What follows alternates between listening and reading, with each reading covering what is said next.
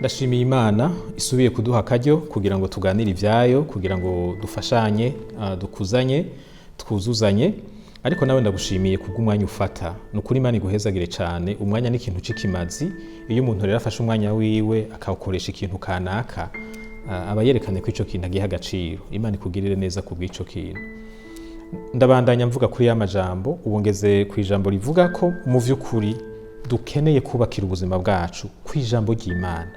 Tureke kubifata nk'ibintu biryoshe gusa kumviriza ariko bigahereraho, tuvyumve nk'ibintu bikwiye kuba umushinge w'ubuzima, vya bindi bivamwo ubuzima tubaho. Kubera mu vy'ukuri ivyo twemera nk'ukuri, ivyo twizera, nivyo bivamwo ukuntu tubaho. Rero ntitwopfa ivyo twemeye, ntitwopfa ivyo twizeye kuko bizogira ingaruka ku buzima bwacu. Turakeneye kumenya ukuri ntavuguruzwa, ukuri kuri hejuru y'ukundi kuri kose, maze twiyemeze kukugendera uko bigenda kose. Abantu badutahura canke batadutahura, vyaduha inyungu canke vyadutera ingorane, twemere kugendera mu kuri, kuko ikinyoma kiguha inyungu ni kibi cane kurusha ukuri kugutera ibibazo. Hako unywa uburozi busosa, wonywa umuti urura, kuko naho urura urakiza, ariko ubwo burozi naho busosa burica. Nitwizera ibitari vyo, tuzobaho kutariko, kandi tuzobaho nabi, kuko ntushobora kubaho ubuzima bwiza bwubakiye ku vyizerwa bibi. Nimurabe namwe inyigisho z'amacakubiri ayo zakwegeye igihugu. Abantu bakiriko barabivuga bavyigisha abana babo canke abagenzi babo, umenga n'ibintu bisanzwe. Mugabo raba inkurikizi vyateye igihugu cacu. Ivyizerwa bibi bifise ingaruka mbi cane, dukwiye kuvyirinda tukubakira ubuzima bwacu kw'Ijambo Ry'Imana. Hari ibintu bine nshaka gufatirako canke mfate bitanu kugira ngo n'ubundi nongere ndarinoganze. Ubuzima ni ubw'agaciro cane, ntidukwiye gupfa uko tububayeho.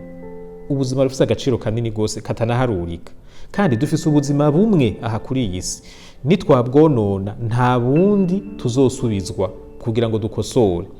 Ubuzima si nka vya bindi vyo gukora ikibazo bavuga ngo banza wandike kuri brouillon hanyuma uraza gushira ku rupapuro rwiza. Turiko dukorera ku rupapuro rwiza kuva mu ntango, kuva tukivutse. Ica gatatu, mu nyuma y'ubu buzima turimwo hariho ubundi buzima kandi butazohera. Ica kane, ubuzima tubayeho uyu munsi burafise ingaruka ku buzima bwo mu nyuma y'urupfu. Nitutabaho twisunga ukuri nyakuri, ico ni ca gatanu, tuzobaho ubuzima tuzokwicuza mu myaka izoza. None rero twomenya gute uko kuri nyakuri, uko kuri ntaharirizwa dushobora kubakira ku buzima bwacu tukazogera mu busaza tuticuza? Iyo wiyumvira ico kibazo ucubona ingorane yihuta. Ingorane yihuta gose nuko bigoye cane kumenya ko kirya wewe wita ukuri canke kirya jewe nita ukuri ari ukuri vy'ukuri. Kubera iki? Kubera umuntu arihenda. Umuntu arashobora gufata ikintu kibi akacita ciza. Na Bibiliya irabivuga. Hariho inzira umuntu abona umenga ni inzira nziza, ngo ariko amaherezo ikamujana mu rupfu. Umuntu n'ubwenge bwiwe arihenda. Ico bamwe bita ciza, abandi bacita kibi. Ngira muramaze kubona abantu biba kandi bakabigira ubuzima bwabo. Kuri bo yumva ari ubuhizi. Nivyo bimutunga, nivyo bimuha ivyo afungura, nivyo bimubeshejeho. Yumva akwiye ahubwo ngira ngo gukomerwa amashi. Mugabo abandi bakavuga bati umuntu w'umusuma n'umuntu mubi cane. Urumva uruha umwe arabitera amashurwe, uwundi akabigaya. Murumva ko ubwenge bw'umuntu budakwiye kugira ngo buduhe ukuri twoshobora kwizigira, ntidusange twarihenze. Urashobora no kuja no mu mico, kuko imicishirwaho n'abantu. Hano iwacu mu Burundi hariho bamwe bafata ko umugabo nyamugabo n'umuntu ajya umutima amenyo, ntiyemera amakosa. Nta mugabo asaba imbabazi, ntibibaho. Naho yocumura gute kirazira. Akihagarara ko akemeza abantu ko bamubeshera, afuma besha hako asaba imbabazi. Ariko mu Buyapani, iki n'ikindi gihugu gifise imico imeze ukundi, bobo iyo umuntu yakosheje aramaramara gose agasaba imbabazi cyane. Iyo ari mu mabanga hoho y'uburongozi aca atanga imihoho ubwo nyene. Imico y'abarundi umugabo n'uburyo umutima amenyo, umugayo akawuraramangana. Hariya mu Bayapani wakoze ikosa uramaramara, bo ntibararamangana umugayo. Ngira ngo murabona ko tugiye no mu mico harabaho kuvuguruzanya, kuko imico ishigwaho n'abantu bakoresheje bwa bwenge bwabo nyene. Iyindi ngorane burya iyi si si twe twenyine tuyirimwo, hariho ububasha bw'umwijima buyikoreramwo, kandi satani vy'ukuri ni umunyabinyoma, arafise ukuntu atubesha akatwinjizamwo ibintu bitari vyo kugira ngo tuvyakire nk'ukuri. Yesu we yamwise ngo ni se w'ibinyoma, kandi niyo ngo avuze ibinyoma aba ariko avuga ururimi kavukire, niko ijambo ry'Imana rivuga.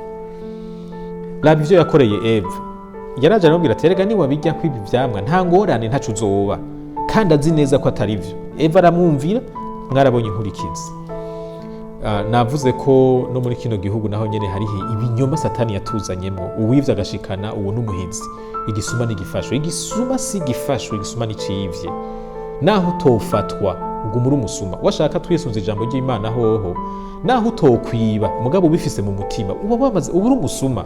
Erega hariho abasuma tutamenya kubera bataronse ivyo biba, ariko ivyo ntibibakura ko ako gatima k'ubusuma. Nuko ico dukuramwo rero nk'abakirisu, ntidushobora kwizigira ubwenge bw'abantu na twebwe turimwo ngo twizigire ko buzoduha gutahura ukuri ngenderwa ko dushobora kugenderako, tukubakira k'ubuzima bwacu kandi ntitwicuze.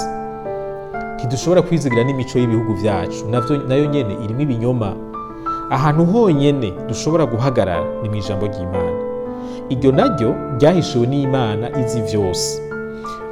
Mu biganiro bikurikira nzosigura neza rero igituma dushobora kwizigira ijambo ry'Imana. Uyu munsi ndashaka gusa kuvuga ko turakeneye ukuri twubakira ku buzima bwacu, kandi uko kuri ntituzoguhabwa n'ubwenge bwacu canke ubwenge bw'umuntu muri rusange, ntituzona guhabwa n'imico yacu. Hariho ivyiza abantu bavuga, hariho ivyiza abantu bavumbuye, ivyo ni vyiza, ariko tubigenderemwo tuzi n'ico ijambo ry'Imana rivuga, kugira ngo ntiduhave dusanga bimwe twise ukuri vyari ibinyoma.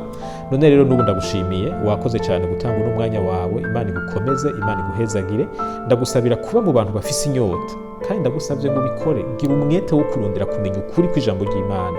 Mbega umuntu w'Imana, Imana ishaka kwabaho gute? Soma ijambo, jaho baryigisha, rondera ukuri hasi hejuru, kuko niko kuzovamwo akanovera k'ubuzima uzobaho. Imana iguhezagire.